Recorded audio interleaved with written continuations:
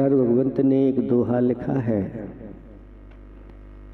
चिर अपावन है रहा हम सबका इतिहास,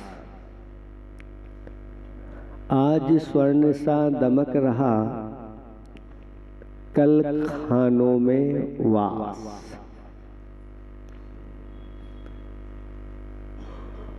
हम सबका अगर पूर्व का इतिहास देखा जाए तो सब अपावन रहा है।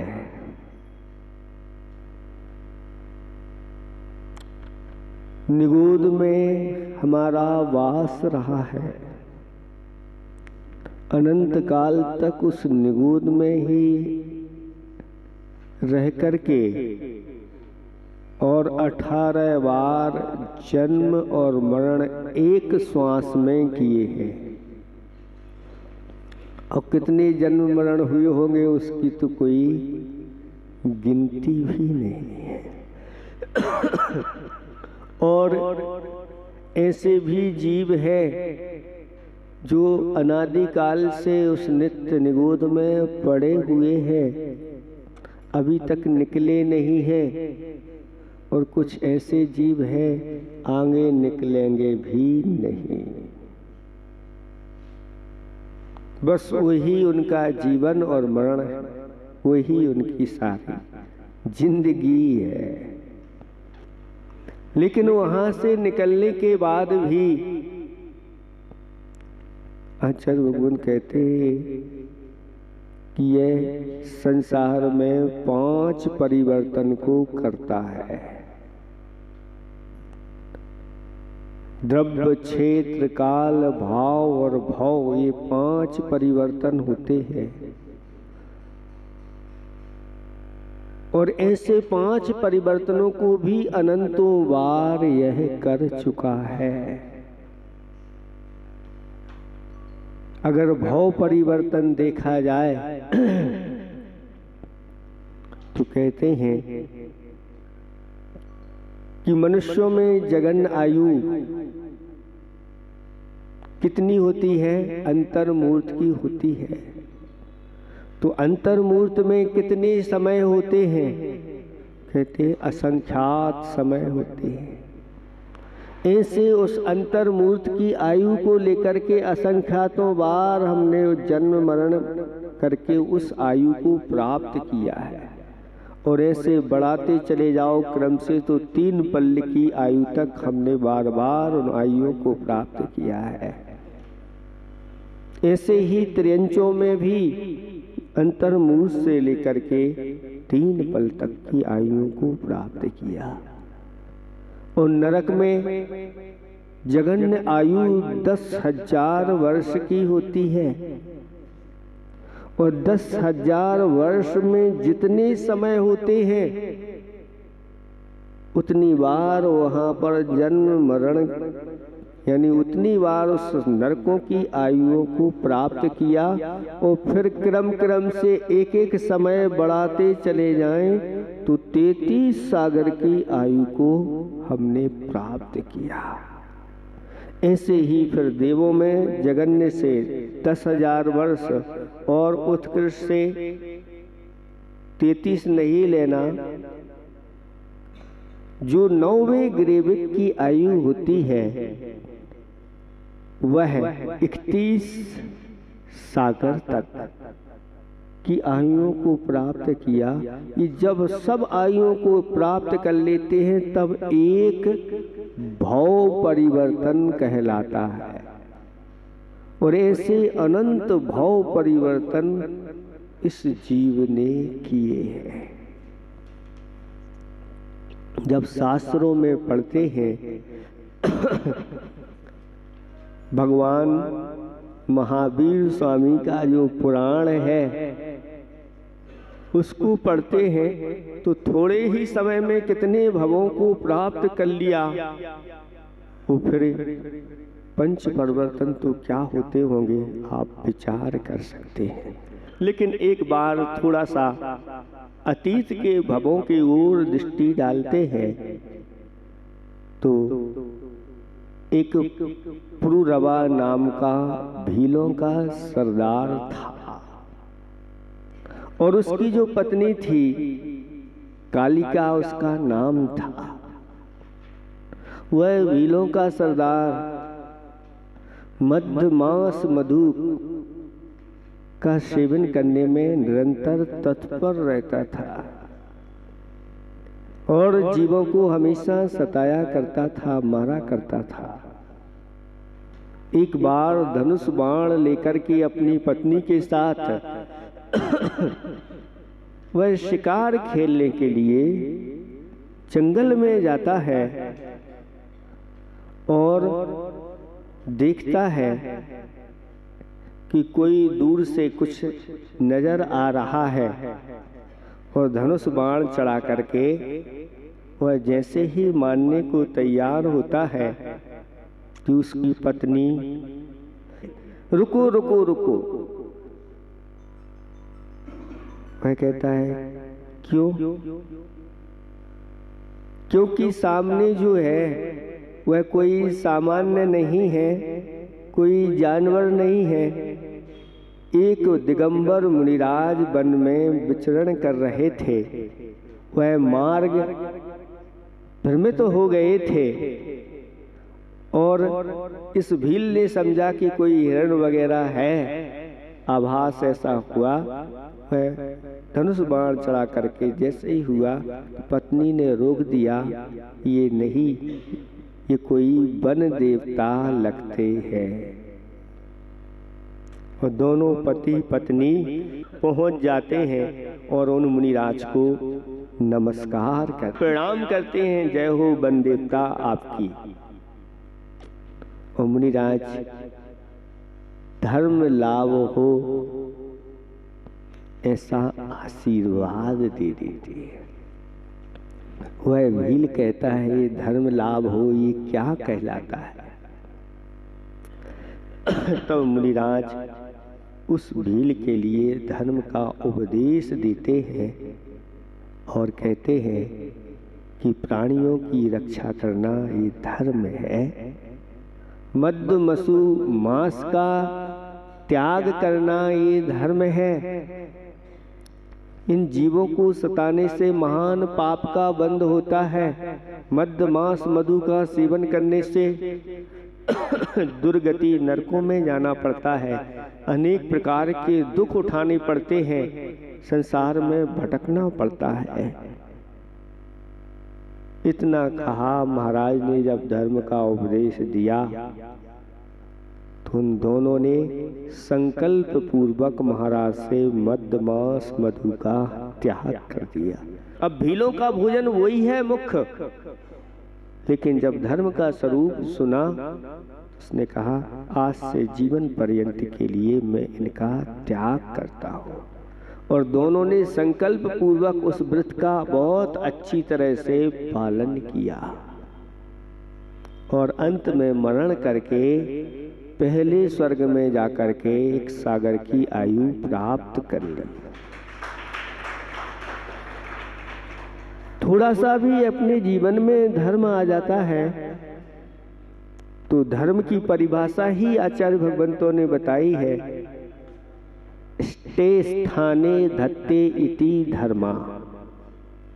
जो आत्मा को इष्ट स्थान पर पहुंचा देता है उसका नाम धर्म है। इष्ट स्थान वही कहलाते हैं जहां आत्मा को सुख की प्राप्ति होती है। और अनिष्टे स्थाने धत्ते इति अधर्मा।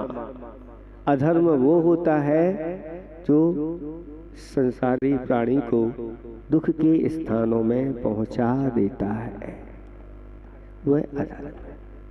और वहां के वह सुख, एक सागर की आयु कितनी होती है तो असंख्यात वर्ष होते हैं, उसको गिन नहीं सकते।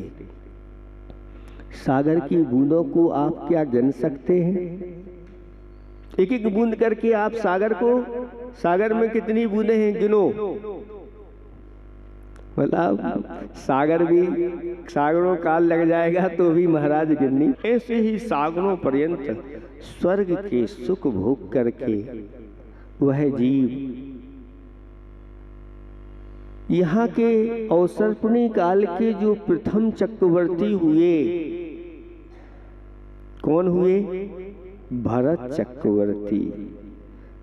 उन भरत चक्रवर्ती के यहाँ सर्वप्रथम ज्येष्ठ पुत्र के रूप में वहां से आकर के जन्म हो गया। ज्येष्ठ पुत्र जिसका नाम मरीचि रखा गया। मरीचि नाम का वह पुत्र हुआ, ऐसा शास्त्रों में वर्णन किया गया। वह मरीचि जैसे जैसे वृद्धि को प्राप्त होता गया, आगे जाकर के जब उनके दादा आदिनाथ भगवान ने दीक्षा ली, उस समय मरीचि ने भी और 4000 राजाओं के साथ उन्हीं के साथ दीक्षा धारण कर ली। भगवान आदिनाथ वह तो दीक्षा लेते ही ध्यान में लीन हो गए। 6 महीने का उन्होंने प्रतिमा योग धारण कर लिया।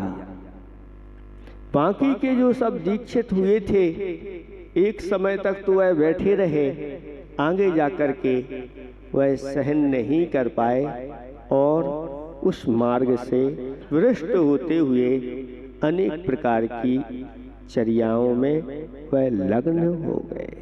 जब आदिनाथ भगवान को केवल ज्ञान की प्राप्ति हुई तो वह जो जीव भ्रष्ट हो गए थे, उसमें से मरीचि को छोड़ करके सबने भगवान के मार्ग का अनुसरण किया और पुनः दीक्षा लेकर के अपने आत्म कल्याण में लग गए। लेकिन मरीचि ने उसने भगवान का मार्ग स्वीकार नहीं किया और अपना एक मार्ग अलग से चला दिया और शिष्य भी तैयार कर लिया और कल्पित मार्ग की रचना हो गई। तभी से 363 मतों का प्रारंभ वहां से हो गया। आचार्य भगवंत कहते हैं ये अनेक प्रकार के जो मत तैयार होते हैं, ये किस कारण से होते हैं? तो मान कसाय से प्रेरित होकर के ये सब चीजें तैयार हो जाती। वह कहता है हम क्या कम हैं और अपने आप को ही भगवान मान लिया, क्योंकि समूह शरण में भगवान ने कहा था कि मैं एक दिन अवसर्पणी काल का 24वां तीर्थंकर बनूंगा। तो घोषणा कर दी, तो मैं भी अब किसी से कम थोड़ी हूँ और अपना मार्ग एक अलग ही तैयार कर दिया। ये मान कसाय है। कहते हैं जो मान कसाय रूपी पर्वत पर चढ़ जाता है तो फिर उसकी दशा क्या होती है आप समझ सकते हैं कि वह जीव फिर निरंतर ऐसे ही मिथ्या मार्गों का प्रचार प्रसार करता रहा, तपस्याएं करता रहा और ऊपर नीचे होता रहा और वहाँ के बाद फिर पुनः एक बार निगूढ़ में चला गया। समूह शरण में जाकर के भी संसार में जीव भटक सकते हैं। भगवान की बात अगर नहीं मानी और अपनी जिनवाणी की बात नहीं मानी और अपनी मनमानी अगर आपने कर ली तो भटकते देर नहीं लगती। और कितना संसार में भटकना होता है तो इसलिए हमारे आचार्य भगवंतों ने कहा कि देव शास्त्र गुरु की एक बार पहचान कर लो और फिर जैसा देव शास्त्र गुरु कहते हैं उनके अनुसार अगर हम चलते हैं तो हमारा मार्ग प्रशस्त रहेगा, हमारा हमेशा उत्थान होगा, पतन नहीं होगा। और अगर हमने अपनी मनमानी कर ली तो कितनी बार पतन होगा, ये तो आप पुनः निगोद में एक बार इतर निगोद में जाकर के और सागरों पर्यंत सागरोपम की आयु वहाँ व्यतीत की, फिर वहाँ से निकल करके अनेक त्रस स्थावर पर्यायों में परिभ्रमण किया। वहाँ से क्या क्या बने, तो महावीर पुराण के अंतर्गत ये आता है कि 1000 बार अकौआ का वृक्ष बना वह जीव। कितनी बार? 1000 बार अकौआ यानी आक का वृक्ष बना। 80,000 सीप के भवों को प्राप्त हुआ। 20,000 नीम के भवों को प्राप्त किया। नीम के वृक्षों में 20,000 बार उत्पन्न हुआ। फिर 90,000 बार केला का वृक्ष हुआ। फिर उसके बाद 3,000 बार चंदन का वृक्ष हुआ। 5 करोड़ बार कनेर का वृक्ष हुआ। 60,000 बार वेश्या के भव धारण किए। फिर 5 करोड़ बार शिकारी बना। 20 करोड़ बार हाथी बना। 50,000 बार राजा बनकर के सुखों को प्राप्त हुआ। 60 करोड़ बार गधा के भव प्राप्त हुए। 30 करोड़ बार श्वान के भव प्राप्त हुए। 60 लाख बार नपुंसक के भव प्राप्त किए। 20 करोड़ बार नारी के भव प्राप्त किए। 90 लाख बार कपड़े धोने वाले बने। 8 करोड़ बार घोड़ा के भव प्राप्त किए। 20 करोड़ बार बिल्ली के भव धारण किए। 80 लाख बार देवों में उत्पन्न हुआ। 60 लाख बार माता के गर्भ में जाकर के मरण को प्राप्त हुआ। 60 लाख ऐसे अनेक भाव सुपात्रों में दान दे करके भोग भूमि के प्राप्त किए।